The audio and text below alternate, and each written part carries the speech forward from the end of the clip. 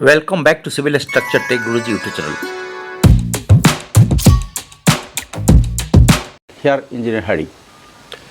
Bihar survey को लेकर के कई सारे सवाल खड़े हो गए हैं। तो बिहार सर्वे को पारदर्शी बनाने के लिए और ज़मीनों का जो टाइटल्स है, स्वामित्व है, वो सही लोगों को मिल पाए, इसके लिए सरकार कई सारे कदम उठाए हैं। तो इस वीडियो में हम देखने वाले हैं कि बिहार सर्वे की जो मुख्य कुछ पॉइंट्स है उस पर चर्चा करेंगे, और यदि इसके बारे में और कुछ आप ज़्यादा जानकारी रखते हैं, जैसे कि पुश्तैनी प्रॉपर्टी है, उसकी स्वामित्व की सहमति बंटवारा कैसे की जाए, और सुप्रीम कोर्ट के आलोक में उसकी क्या हक हिस्सा बनती है, बहनों की, बुआ की, इस चीज़ को भी हम इस वीडियो में देखने वाले हैं। तो शुरू से लेकर अंत तक आप वीडियो को जरूर देखें ताकि आपको बेटर अंडरस्टैंडिंग बने। तो बिहार में भूमि सर्वेक्षण के तहत पुश्तैनी जमीन के बंटवारे और भाई बहनों को हक लेकर सुप्रीम कोर्ट के आदेश महत्वपूर्ण है। बिहार सरकार ने भूमि सर्वेक्षण की प्रक्रिया को पारदर्शी बनाने के लिए कई सारे कदम उठाए हैं ताकि इसको विवाद रहित बनाया जाए, और जो भूमि की पुश्तैनी प्रॉपर्टी हो या स्वआर्जित प्रॉपर्टी हो, इसमें सही आकलन करके भूमि का सीमांकन करके लोगों को टाइटल दिया जाए और उसके खाताधारी का नाम, रैयत का नाम सही ढंग से डिजिटली दर्ज किया जाए। तो हम इस कुछ बिंदुवार हम चीज़ देखते हैं जो कुछ इम्पोर्टेंस है इस सर्वे में। तो नंबर 1 में है कि स्वघोषणा। तो सरकार ने कहा है कि यदि आपके पास कोई डॉक्यूमेंट नहीं है, कुछ डॉक्यूमेंट की कमी है, फिर भी स्वघोषणा जो है प्रपत्र नंबर 21 फॉर्म 21 में आप ऑनलाइन या ऑफलाइन भर करके दे दीजिए। जितना भी आपको कुछ भी डॉक्यूमेंट्स अगर है जिसमें आपको स्वामित्व तय होनी है, वह लगा के दे दीजिए, और बाद में जैसे जैसे आपके डॉक्यूमेंट्स आएंगे वैसे वैसे आप उसको जमा करते रहिएगा। नंबर 2 में दस्तावेज की बहुत ज़रूरी है आपको देना। चाहे कोई भी यूट्यूबर कह रहे हैं कि कोई बिना कोई दस्तावेज के ही आपकी सर्वे हो जाएगी, तो उसके बहकावे में नहीं आए, वरना आपकी सर्वे गलत हो जाएगी। तो दस्तावेज से जुड़े जो भी, स्वामित्व से जुड़े जो भी डॉक्यूमेंट्स है, जैसे रैयतों के खाता खेसरा या पुराने रैयतों के जो भी डॉक्यूमेंट्स है जिससे आपको सिद्ध कर पाए कि आप उनके वंशज है और उसमें आपका हिस्सा निकलता है, उस तरह की जो भी प्रपत्र है, सारे लीगल डॉक्यूमेंट्स है, जैसे डीड हुआ, खाता खेसरा हुआ, खतियान हुआ, जमाबंदी की रसीद हुई, जो म्यूटेशन के जो सीओ करते हैं उसकी अगर कोई कागज़ है वो भी लगा दीजिए, और जो रसीद आपने कटा है राजस्व विभाग की वो भी लगा दीजिए। अगर अभी का कटा हुआ है तो दी बेस्ट, अगर कुछ पुराना भी है 1 आध साल पहले का, वो भी चलेगा। तो जितने लीगल डॉक्यूमेंट्स हैं जिससे आपकी भूमि के स्वामित्व सिद्ध हो सकती है, जिससे खाता खेसरा आपको टैली हो सकती है गवर्नमेंट डॉक्यूमेंट से, वो सब लगा करके आप जमा कर दीजिए। नंबर 3 में ये मत मानिए कि आप कोई फर्जी डॉक्यूमेंट दे दीजिए, कोई फर्जरी वाले डॉक्यूमेंट्स लगा दिए, डीड, नकली डीड लगा दिए, नकली जमाबंदी लगा दिए, नकली कुछ आप सहमति बंटवारा लगा लिए फॉल्स साइन से, तो आप ये उम्मीद मत रखिए कि वो ज़मीन की सर्वे सरकार कर लेगी, क्योंकि इसकी प्रॉपर वेरिफिकेशन होगी फील्ड में। और वहाँ के जो कर्मचारी है, जो फील्ड के कर्मचारी है, चाहे जो भी टीम है, वो सभी आपके डॉक्यूमेंट्स को लेकर के, चाहे सरकार के रिकॉर्ड्स में है या ग्रामीणों से है, उस चीज़ को जांच पड़ताल करके ही ओके करेंगे। मेन टाइम में आपको एक फर्जी दस्तावेज देते हैं तो वो रख लेंगे, बट इसकी वो जांच करने के बाद ही उस पर कोई निर्णय लेंगे। अगर इसमें कोई फर्जीवाड़ा होती है तो जो डॉक्यूमेंट्स दिया है आपने, वहाँ पर आप घोषणा करके दे रहे हैं कि इसमें कोई गलती नहीं है, सारे सत्य है, और कुछ भी गलत पाए जाने पर आप उसके जिम्मेदार होंगे, आप पर कानूनी कार्रवाई होगी। तो ऐसे में जो भी आप देते हैं डॉक्यूमेंट्स, तो सावधानी पूर्वक से डिक्लेरेशन गलती नहीं दे, क्योंकि सारे जमीन, जो भी आप जमीन से रिलेटेड, वंशावली से रिलेटेड कोई भी प्रपत्र आप अगर जमा करते हैं तो गवर्नमेंट के जो टीम है उसको जरूर वेरीफाई करेगी, और बिना वेरीफाई किए हुए कभी भी वो दर्ज नहीं करेगी। कोई डाउटफुल मैटर है तो उसको पेंडिंग रख देगी और आपका ज़मीन जस का तस रह जाएगा। सर्वे तो होगी बट उसमें रिमार्क में रहेगी, आप उसके बाद में आपको वेरीफाई करके सही कराना होगा। डिजिटल प्लेटफॉर्म पर सारी सुविधाएं उपलब्ध है, बहुत सारे डॉक्यूमेंट्स, खाता खतियान, रजिस्टर्ड 2 की कॉपी सब कुछ आप डाउनलोड कर सकते हैं, उसको आप डाउनलोड करें। अगर कुछ कमी है तो उसके लिए आप आवेदन करें परिमार्जन 2 में और खुद पर्सनली मिल करके दस्तावेज दें समहर्ता को, या राजस्व भूमि सुधार मंत्री को लेटर लिखे, या तो मिस्टर जय सिंह जो सेक्रेटरी है उनको भी आप लेटर लिखें, सभी चीज़ों को देते हुए कि परिमार्जन में मैंने इस डेट को दिया था, स्क्रीनशॉट लगा के प्रिंट लगा के सब कुछ डॉक्यूमेंट्स दे, ताकि जो डिफ़ॉल्टर है, जो सरकारी कर्मचारी आपके काम नहीं कर रहे हैं, उस पर नेसेसरी कार्रवाई की जाए। क्योंकि अभी सरकार की जीरो टॉलरेंस चल रही है, कम से कम 50 से ऊपर सीओ और कर्मचारी सस्पेंड हो चुके हैं, कई को पनिशमेंट मिल चुका है। तो यदि आप दस्तावेज के साथ अगर प्रूफ देते हैं कि जानबूझ के इसको डिले किया जा रहा है या पैसे घूस मांगे जा रहे हैं, आप इसको रिकॉर्डिंग देते हैं, तो उस पर आप निश्चित रहिए कि उस पर जरूर कार्रवाई होगी। इसके लिए आपको उचित जगह पर मुख्यमंत्री से लेकर के भूमि एवं राजस्व विभाग के जो मंत्री है दिलीप जायसवाल, उनको, जय सिंह जो सेक्रेटरी हैं भूमि सुधार विभाग के IAS अफसर, उनको, समहर्ता को, सभी जगह कॉपी दीजिए, ताकि जो गलत काम कर रहे हैं उसको हाईलाइट किया जा सके और उसको पनिशमेंट किया जा सके। यदि लोग ऐसे कार्रवाई नहीं किए रहते तो अभी तक 50 से ऊपर सीओ सस्पेंड हो चुके हैं और कई सारे राजस्व कर्मचारी को बर्खास्त किया जा चुका है। आप उस कहीं से भी आप सर्च कर लीजिए, पता लगा लीजिए। जो जमीन की सर्वे है, इस प्रक्रिया के अंदर सबसे मुख्य जो विषय है सरकार की, वह है कि जमीनों का विवाद कम करना है। क्योंकि बिहार में जो गरीबी है, इसका मुख्य कारण ये भी है कि लोग अपने ही जमीन के लिए, अपने ही हक हिस्सा लेने के लिए वकीलों के पीछे और कोर्ट में लाखों खर्चे करते रहते हैं और अपने सारे बिजनेस को ठप करके अपने स्वामित्व के लिए लड़ाई करते रहते हैं। क्योंकि बेईमानी का कोई औरत नहीं है, जहाँ भी भूमि और प्रॉपर्टी की मैटर आती है उसको लोग हड़पना चाहते हैं, चाहे आपके संबंधी हो या फैमिली में ही आपके भाई हो, बहू हो, ये संपत्ति को हड़पना चाहते हैं। तो ऐसे में आपको ये विवाद जो है, आप अगर थाने में जाएंगे या कोर्ट में जाएंगे तो 80% जो सिविल का विवाद में भाई बहन का विवाद है, मारपीट है, नाजायज रूप से ज़मीन को लोग रजिस्ट्री करा लेते हैं। तो ये सब चीज़ें के लिए, इसी को ठीक करने के लिए सरकार ने एक कदम उठाई है। तो इसमें आप देखते हैं कि आगे सरकार किस तरह से ट्रांसपेरेंसी रखती है और किस तरह से सर्वे के काम सुचारू रूप से करती है, ताकि जो आम नागरिक है उसको सही सही चीज़ों का स्वामित्व मिल पाए। यदि आप इस प्रक्रिया में और आगे इंटरेस्ट रखते हैं और जानकारी प्राप्त करना चाहते हैं तो वीडियो में बने रहें, क्योंकि हम बताएंगे आपको कि जो सुप्रीम कोर्ट का जो आदेश है, भूमि बंटवारे में भाई बहनों का, बुआ का क्या हक होती है ज़मीनों पर, उनके पुश्तैनी और माता पिता के स्वार्जित प्रॉपर्टी पर, उसके बारे में हम कुछ प्रकाश डालेंगे जो कि सुप्रीम कोर्ट के आलोक में है। तो इसको बिहार सरकार तो कभी भी इसको इग्नोर नहीं करने जा रही है।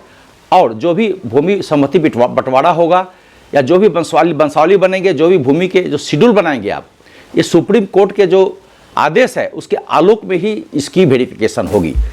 तो ज़मीन के बंटवारे में सुप्रीम कोर्ट का क्या आदेश है, आप इसको देखिए। वर्तमान में बेटियों को संपत्ति में कितना अधिकार है और कब बेटियों को पिता की संपत्ति में हिस्सा नहीं मिलता है, इस संबंध में जो सुप्रीम कोर्ट के कानून है वो बहुत स्पष्ट है। कहीं भी कोई भ्रम की स्थिति नहीं है और सारे कुछ ट्रांसपेरेंसी रूप से सुप्रीम कोर्ट ने आदेश दिया है कि इसमें बेटा बेटियों को किस तरह से हक मिलेगा उनके पुश्तैनी और पिता के स्वार्जित प्रॉपर्टी में। और हम ये भी बताएंगे कि कब बेटियों को अपने पिता के स्वार्जित प्रॉपर्टी में उनको हिस्सा नहीं मिलता है। तो सारी चीज़ों को देखने के लिए आप वीडियो को शुरू से लेकर अंत तक जरूर देखिए, तभी आपको चीज़ें समझ में आएगी। अब बीच में कोई कड़ी मिस करते हैं तो समझिए मिस कर गए। डॉटर्स राइट इन फादर्स प्रॉपर्टी कानून भी किए जा चुके हैं बदलाव, उसके बावजूद भी भारत में चाहे बिहार हो या कोई प्रांत हो, सब जगह की एक ही कहानी है। भारत में संपत्ति का बंटवारा करते समय बेटियों का जो हिस्सा मिलना चाहिए बेटियों को, उस पर बिल्कुल ध्यान नहीं दिया जाता है। चाहे जागरूकता के अभाव हो या बेटियों को समय पड़ने पर खुद भी आवाज़ नहीं उठा पाती है, इसके कई सारे कारण हो सकते हैं। लिहाजा जरूरी है कि लड़कियों को भी अपने अधिकार के प्रति सजग रहने की ज़रूरत है और संपत्ति से जुड़े अपने सभी अधिकार के बारे में कानूनी रूप से उन्हें पता लगाना चाहिए। वर्तमान भारत में बेटियों को संपत्ति में कितना अधिकार है और कब बेटियों को पिता की संपत्ति में हिस्सा नहीं मिलती है, इसके संबंध में कानून स्पष्ट है। कहीं भी कोई भ्रम की स्थिति नहीं है। तो आगे हम देखेंगे कि कानून क्या कहता है। सुप्रीम कोर्ट का जमीन बंटवारे से संबंधित बेटियों के हक में बड़ा फैसला। सुप्रीम कोर्ट ने हिंदू पैतृक संपत्ति के बंटवारे में पुरुषों की जो वर्चस्व है, प्राथमिकता है, उस सिरे को एक सिरे से खत्म करते हुए 2020 में मंगलवार दिन था, एक बहुत बड़ा फैसला दिया। कोर्ट ने कहा कि बेटियों का पिता, दादा, परदादा की संपत्ति में 1956 से ही बेटों का अधिकार होगा। आपको बता दें कि 1956 में ही हिंदू उत्तराधिकार कानून लागू हुआ था और बेटियों का जो अधिकार है, सुप्रीम कोर्ट ने 1956 से ही, जिस समय कानून आया था आपको हिंदू विभाजन की, प्रॉपर्टी विभाजन की, उस समय से ही बेटियों को अधिकार दे दिया। सुप्रीम कोर्ट के 3 जजों की बेंच 2020 में पैतृक संपत्तियों में बेटियों के हक पर बड़ा फैसला दिया। इसके साथ ही पीठ ने कहा कि यह लैंगिक समानता हासिल करने की दिशा में बड़ा कदम है। हाल ही में पीठ ने कहा है कि इसमें बहुत देरी हो चुकी है। लैंगिक समानता का संवैधानिक लक्ष्य देर से ही सही लेकिन पा लिया गया है और विभेदों को 2005 के संशोधन कानून की धारा नंबर 8 के जरिए खत्म कर दिया गया है। पारंपरिक शास्त्रीय जो हिंदू कानून है उसमें बेटियों को हमवारिस होने से रोकता है, मीन्स कोपैशनर होने से रोकता है। अतः संविधान की भावना के अनुरूप प्रावधानों के संशोधन के जरिए इस चीज को खत्म कर दिया गया है। आइए जानते हैं सुप्रीम कोर्ट के फैसले पर जो 10 बड़े सवाल खड़े हुए और जो 10 बड़े जवाब है, उसमें सुप्रीम कोर्ट के आलोक में क्या आदेश आई। नंबर 1, सुप्रीम कोर्ट ने क्या कहा। सुप्रीम कोर्ट ने कहा कि पैतृक संपत्ति में बेटियों का बेटों के बराबर अधिकार होता है। उसने पैतृक संपत्तियों पर बेटियों का अधिकार को जन्मजात बताया है, मतलब बेटी के जन्म लेते ही अपने पिता के पैतृक संपत्ति पर अधिकार हो जाता है। ठीक वैसे ही जैसे एक पुत्र जन्म के साथ ही पिता की पैतृक संपत्ति का दावेदार बन जाता है, ठीक उसी प्रकार सुप्रीम कोर्ट ने कहा है कि बेटी जन्म के साथ ही अपने पैतृक संपत्ति एवं पिता की संपत्ति में अधिकारिणी बन जाती है। नंबर 2 में देखिए सुप्रीम कोर्ट ने ऐसा क्यों कहा। सुप्रीम कोर्ट के सामने यह सवाल उठा कि क्या हिंदू जो सक्सेशन एक्ट है, उत्तराधिकार संशोधन कानून 2005 के प्रावधानों के पिछली तारीख बैकडेट से प्रभावी माना जाएगा, क्योंकि 2005 में यह कानून आई थी जिसमें बेटियों को हक दिया गया था और हिंदू सक्सेशन एक्ट 1956 का जो सक्सेशन एक्ट है उसको 2005 में उसमें संशोधन किया गया था। तो क्या बैकडेट से प्रभावी है? इस सवाल पर सुप्रीम कोर्ट ने कहा कि हां, ये जो कानून है बेटियों के अधिकार के बारे में, ये बैकडेट से ही लागू होंगे। 121 पन्नों की अपने फैसलों में 3 सदस्यीय पीठ ने के अध्यक्ष जस्टिस अरुण मिश्रा ने कहा कि हिंदू उत्तराधिकार कानून 1956 के संशोधित धारा नंबर 6 के तहत पहले या बाद जन्मी बेटियों को हमवारिस कोपैशनर बनाती है और उसे बेटों के बराबर अधिकार और दायित्व देती है। चाहे बेटी 2005 के पहले जन्म हो या बाद में जन्म हो, इससे कोई फर्क नहीं पड़ता है। बट जो उत्तराधिकार कानून है वो 2005 के पहले जन्म हो या बाद में जन्म हो, बट बेटियों का हक मिलेगा। बेटियां 9 सितंबर 2005 जिसमें एक संशोधन आई थी बेटियों के अधिकार के बारे में, वह 1956 से ही प्रभावित होगी और पैतृक संपत्ति में बेटियां अपने हिस्सा लेने के लिए दावा ठोक सकती है। नंबर 2, 9 सितंबर 2005 का मामला क्यों उठा?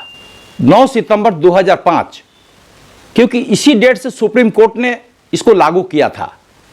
दरअसल हिंदू उत्तराधिकार कानून 1956 के अस्तित्व में है जिसे 2005 में संशोधित किया गया था। चूंकि 2005 के संशोधित कानून में कहा गया था कि इसके लागू होने से पहले पिता की मृत्यु हो जाए तो बेटी का संपत्ति में अधिकार खत्म हो जाता है। अगर पिता संशोधित कानून लागू होने की तारीख 9 सितंबर 2005 को जिंदा नहीं थे तो बेटी उनकी पैतृक संपत्ति में हिस्सा नहीं मांग सकती है। इसी कानून को फर्दर सुप्रीम कोर्ट ने खत्म किया और कहा कि चाहे पिता जब भी जिंदा हो या नहीं रहे दुनिया में, इससे कोई फर्क नहीं पड़ता है, बट बेटियों को अधिकार जब सक्सेशन एक्ट 1956 में लागू हुआ था तभी से माना जाएगा। चाहे 2005 में 9 सितंबर 2005 में यदि पिता जिंदा है तो भी ठीक है, अगर नहीं है तो भी ठीक है, बट बेटियों का अधिकार जब से भारत में 1956 में कानून आई थी उत्तराधिकार की, उस समय से ही बेटियों और बेटा को बराबर हक दिया जाएगा। इसीलिए यह मामला उठा था 9 सितंबर 2005 वाली। अब सुप्रीम कोर्ट ने हिंदू उत्तराधिकार संशोधन कानून 2005 की धारा 6 की व्याख्या करते हुए ऑलरेडी कह दिया है कि बेटी को उसी वक्त से पिता की संपत्ति का अधिकार मिल जाता है जब से बेटों को अधिकार मिला था। यानी कि इसमें जो डेट की कोई इशू नहीं है। 1956 जब एक कानून आया था सक्सेशन एक्ट 1956, उसी समय से बेटों और बेटियों को समान अधिकार दिया जाएगा। कुछ इंपॉर्टेंट डेट्स है जैसे कि 20 दिसंबर 2004, इसका सुप्रीम कोर्ट ने क्यों जिक्र किया? सुप्रीम कोर्ट ने बेटी को पिता की पैतृक संपत्ति में 1956 से ही हकदार बनाया और 20 दिसंबर 2004 की समय सीमा इस बात के लिए तय कर दी कि अगर इस तारीख तक पिता की पैतृक संपत्ति का निपटान हो गया है तो बेटी उस पर सवाल नहीं उठा सकती है। मतलब 20 दिसंबर 2004 के बाद की बची पैतृक संपत्ति पर ही बेटी की अधिकार होगा। उसके पहले संपत्ति यदि बेच दी गई होगी या गिरवी रख दी होगी या किसी ट्रस्ट को दान में दी गई होगी तो उस पर बेटियां सवाल नहीं उठा सकती है। इसलिए 20 दिसंबर 2004 के डेडलाइन को रखा गया। दरअसल हिंदू कानून उत्तराधिकार कानून सक्सेशन एक्ट 2005 में ही इसका जिक्र है। सुप्रीम कोर्ट ने अपने फैसले में इस बात को सिर्फ दोहराया है। क्या बेटों के अधिकार पर ताजा फैसलों का कोई असर पड़ेगा? कोर्ट ने संयुक्त हिंदू परिवारों में हमवारिस को ताजा फैसलों से परेशान होने की नहीं सलाह दी है। जो भी को-पेंशनर है हिंदू अधिकार एक्ट के तहत उन्हें किसी तरह की कोई परेशानी नहीं होगी, यह सलाह दी है। सुप्रीम कोर्ट के 3 जजों के पीठ ने कहा है कि यह सिर्फ बेटियों के अधिकार क्षेत्र को एक विस्तार देना है। दूसरे रिश्तेदार जो अंशधारी है उनके अधिकार पर कोई असर नहीं पड़ेगा। उन्होंने सेक्शन 6 में मिले अधिकार सभी अधिकार बरकरार रहेंगे, क्योंकि जो भी सुप्रीम कोर्ट में संशोधन आए हैं वह सिर्फ बेटियों को अधिकार क्षेत्र को बढ़ावा देना है और उन्हें हक हिस्सा पर जो भी हक हिस्सा है वह चीज़ों पर उनको जो भी दोनों बेटा बेटियों में जो अंतर थी उसको कम करना है। अब एक इम्पोर्टेंट बात यह है कि बेटी के अगर मृत्यु हो जाए तो उसके बच्चे नाना की संपत्ति में हिस्सा मांग सकते हैं कि नहीं, यह एक बड़ा सवाल है। इस बात पर गौर करना चाहिए कि कोर्ट ने पैतृक संपत्ति में बेटियों को बेटे के समान बिल्कुल बराबर अधिकार दे दिया है।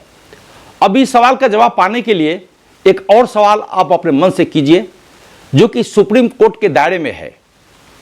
क्या पुत्र की मृत्यु होने पर उसके बच्चों का दादा की पैतृक संपत्ति पर अधिकार खत्म हो जाता है? तो इसका जवाब नहीं है। अब जब पैतृक संपत्ति में के अधिकार के मामले में बेटों और बेटियों में कोई फर्क नहीं रह गया है तो फिर बेटे की मृत्यु के बाद उनके बच्चों का अधिकार अगर कायम रहे और जबकि बेटी के मृत्यु के बाद उनके बच्चों का अधिकार खत्म हो जाए तो ये कैसे न्याय होगा? मतलब साफ है कि बेटी जिंदा रहे या नहीं रहे उसके पिता की पैतृक संपत्ति में उसका अधिकार कायम रहेगा और उसके बच्चे चाहे कि अपने नाना से उनकी पैतृक संपत्ति में हिस्सेदारी ले ली जाए तो वो ले सकते हैं जब उनके मां नहीं रहेंगे।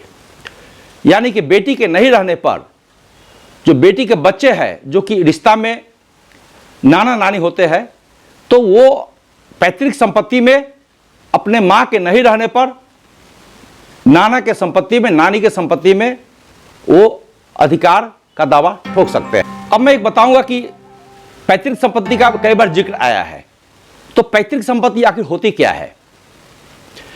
पैतृक संपत्ति में ऊपर के 3 पीढ़ियों की संपत्ति शामिल है, यानी कि पिता को उनके पिता यानी दादा और दादा को मिले उनके पिता से यानी परदादा से मिली संपत्ति का हमारी पैतृक संपत्ति है।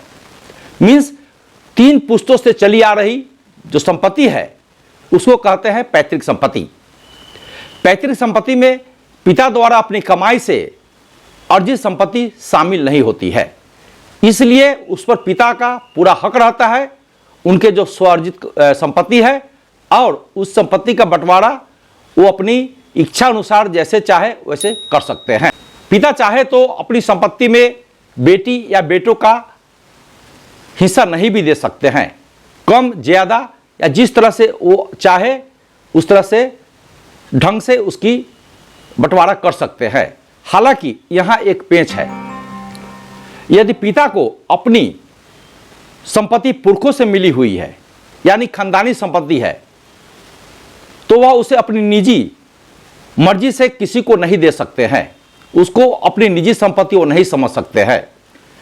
इस स्थिति में बेटी और बेटों दोनों को ही संपत्ति में अधिकार होता है।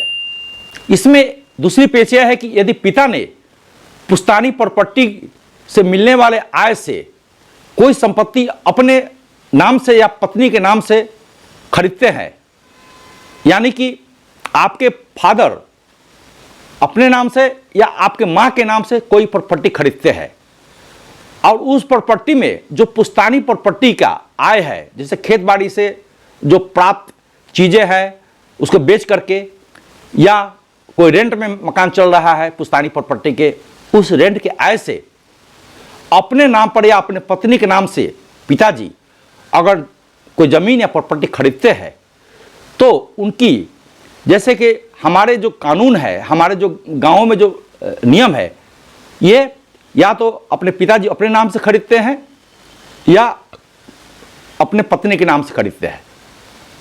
बट ये स्वार्जित प्रॉपर्टी होते हुए भी यदि उस प्रॉपर्टी को कॉमन यूज के लिए छोड़ते हैं, फैमिली यूज के लिए रख रहे हैं, तो वो चीज़ें जो है स्वार्जित प्रॉपर्टी होते हुए भी ये फैमिली की प्रॉपर्टी मानी जाएगी। और मान लिया कि बहुत समय बीत जाने पर अगर पिता चाहे मनमाना करके किसी एक बहू को या किसी दूसरे पर्सन को अगर इस प्रॉपर्टी बेचते हैं यह कहकर कि मेरी अपनी लिखाई प्रॉपर्टी है, तो ये गलत होगी। उस पर जो अंशदार है बेटे बेटी उस पर दावा ठोक सकते हैं और सिविल कोर्ट में न्यायालय जा करके अपने हक की लड़ाई लड़ सकते हैं। यह मुकदमा सिविल न्यायालय में पिता यदि जीवित है और मनमानी कर रहे हैं उस समय भी ये दायर की जो उसके कोपासनर है, जो हिस्सेदार है, जिनका मितक्षर रूल में बर्थ राइट होती है जन्म के साथ ही, उसके लिए अपने दावा ठोक सकते हैं हिस्सा के लिए, या उनके मरने के बाद भी यदि दूसरे भाई से अगर मेल नहीं है और सहमति बंटवारा नहीं हो पा रही है तो वहाँ भी वो पार्टीशन सूट दायर कर सकते हैं। अगर पिता मृत्यु के समय कोई वसीयतनामा नहीं किया है तो बेटी का पिता के अर्जित संपत्ति में बराबर का हिस्सेदारी मिल जाती है। अब देखिए जो सरकार है, भारत सरकार, उस सुप्रीम कोर्ट में क्या कहा। केंद्र सरकार के सॉलिसिटर जनरल तुषार मेहता उस समय यह कहा कि पैतृक संपत्ति में बेटियों को बराबर की हिस्सेदारी का जोरदार समर्थन किया। केंद्र सरकार ने यह भी कहा कि पैतृक संपत्ति में बेटियों का जन्मसिद्ध अधिकार है। जस्टिस मिश्रा ने इसकी व्याख्या करते हुए कहा कि बेटियों के जन्मसिद्ध अधिकार का मतलब है कि उसके अधिकार पर यह शर्त थोपना नहीं चाहिए कि पिता जिंदा है। यह बिल्कुल अनुचित होगा। पिता रहे या न रहे पर बेटियों का हक कामयाब रहेगा। इस तरह बेंच ने कहा कि बेटियों को जन्म से ही पिता की और पूर्वजों की जो संपत्ति है उसमें अधिकार है। यह विरासत के तौर पर उन्हें नहीं मिलना चाहिए, नहीं तो उनके साथ में भेदभाव होगी, क्योंकि उस प्रॉपर्टी पर उनका जन्मसिद्ध अधिकार है, चाहे उनके पिता जिंदा रहे या न रहे, बट अधिकार कायम रहेगी। अब एक सुप्रीम कोर्ट ने एक फैसले में कहा था, ये एक पुराना फैसला है 1996 की, उसमें कहा था कि बेटियां ताउम्र प्यारी बेटी ही रहती है। सुप्रीम कोर्ट ने अपनी तरफ से इस पर कुछ नहीं कहा, यह पुराने 1996 की जो वर्जन थे उसी को दोहराया। सुप्रीम कोर्ट ने 1996 में दिए गए फैसले के वक्त कहा था, 3 सदस्यीय पीठ जैसे अरुण मिश्रा ने इसे उसी को दोहराया कि बेटा तब तक बेटा रहता है जब तक उसकी पत्नी नहीं मिलती है, और जो बेटियां है वो ताउम्र बेटी रहती है। अब देखिए, कुछ ऐसे कानून है जहां पर बेटियों को थोड़ी भेदभाव करता है। वहां में सिर्फ भारतवर्ष के सभी राज्यों में एक उत्तर प्रदेश, उत्तराखंड ही ऐसे राज्य है जहां पर विवाहित बेटियों को अविवाहित बेटियों के अधिकारों के बीच अंतर समझते हैं। इस अंतर को बढ़ावा देने वाली एक महत्वपूर्ण अंतर्निहित धारणा यह है कि शादी के बाद महिलाओं का अपने माता पिता के परिवार के खिलाफ दावा खत्म हो जाता है और वे अपने वैवाहिक परिवार में दावेदार बन जाती है। लेकिन यह धारणा त्रुटिपूर्ण है, क्योंकि वैवाहिक परिवार में शामिल होने पर महिलाएं कानूनी तौर पर बहू के तौर पर कोई विरासत हासिल करने का दावा नहीं कर सकती है, बल्कि वे केवल विधवा के तौर पर विरासत का दावा कर सकती है। इसके अलावा कई लोग तर्क देते हैं कि चूंकि बिटिया शादी के बाद दूसरे गांवों में चल जाती है, इसलिए उन्हें अपने माता पिता की जमीन विरासत में देने की कृषि भूमि का विखंडन हो जाएगा, जैसे यूपी और उत्तराखंड में लागू है। लेकिन ऐसी चिंताएं उन बेटों के लिए नहीं है जो शादी के बाद घर छोड़ करके अपने पत्नी के साथ, बच्चों के साथ विदेशों में चले जाते हैं या दूसरे शहरों में चले जाते हैं और अपने माँ बाप का ध्यान नहीं रखते हैं। उसके लिए कोई कमेंट नहीं है, बट बेटियों के लिए कमेंट है, क्योंकि शादी के बाद वो दूसरे गांव में चल जाती है और उन्हें अपने भूखंड का जो है पार्टीशन होने का डर रहता है। उत्तर प्रदेश में यह कानून है कि जब तक लड़कियों की शादी नहीं होती है, जो कुंवार रहती है, तब तक बेटों के बराबर बेटियों का हक रहता है। बट शादी के बाद उत्तराखंड, उत्तर प्रदेश में विवाह के बाद लड़कियों का उस पर पैतृक संपत्ति पर, पूर्वजक संपत्ति पर हिस्सा खत्म हो जाती है। तो ये कानून है, बट ये त्रुटिपूर्ण है। इस कानून का एक खामियाजा यह है कि भाई लोग ये चाहते हैं कि उनकी बहनें जितना जल्दी हो सके, कि पत्नियां ये चाहती है कि जो लड़कियां हैं वो जल्द से जल्द शादी होकर के दूसरे घर चले जाए, ताकि वो हिस्सा को दावा नहीं कर सकते। दूसरा है कि 20 दिसंबर 2004 की तय सीमा से के पहले अगर पिता ने अपनी संपत्ति का निपटान कर दिया है, संपत्ति को अगर बंटवारा करके अपने मर्जी के हिसाब से किसी को दिया हुआ है, उनकी स्वार्जित प्रॉपर्टी को, या ट्रस्ट में दान दे रखा है, कोई गिफ्ट डीड दे रखा है, तो उस पर बेटियों का हक समाप्त हो जाता है। 20 दिसंबर 2004 की सीमा इस बात को तय करती है कि अगर इस डेट के अंदर या 20 दिसंबर 2004 तक अगर पिता ने अपने स्वार्जित प्रॉपर्टी को अगर इच्छा अनुसार किसी को दान दे दिया है या आपसी बंटवारा कर दिया है, तो इस पर बेटियां दावा नहीं ठोक सकती है। वैसी परिस्थिति में जहां जमीनों को सरकार अधिग्रहण करती है, उस केस में भी बेटियां उस पर अपना दावा नहीं ठोक सकती है। तो इस तरह से कुछ प्रचलित जो सुप्रीम कोर्ट के आलोक में हमने देखा कि जो भाई बहनों के जमीन के हिस्से है उसमें किस तरह से बंटवारा होती है, उनका क्या हक हिस्सा है। तो इसी के साथ हम दूसरे वीडियो में फिर से मिलते हैं नए अपडेट के साथ। यदि आप चैनल में नए हैं तो अपना लाइक और सब्सक्राइब बटन प्लीज डालिए, ताकि आने वाला सभी अपडेट आपको टाइम पे मिलते रहे और आप कोई भी इंपॉर्टेंट इन्फॉर्मेशन मिस नहीं करें। कुछ रह जाए तो कमेंट कीजिए। Thank you very much. Here engineer Hari for civil structure tech Guru YouTube channel. Watch my other videos. Thank you very much. Jai Hind.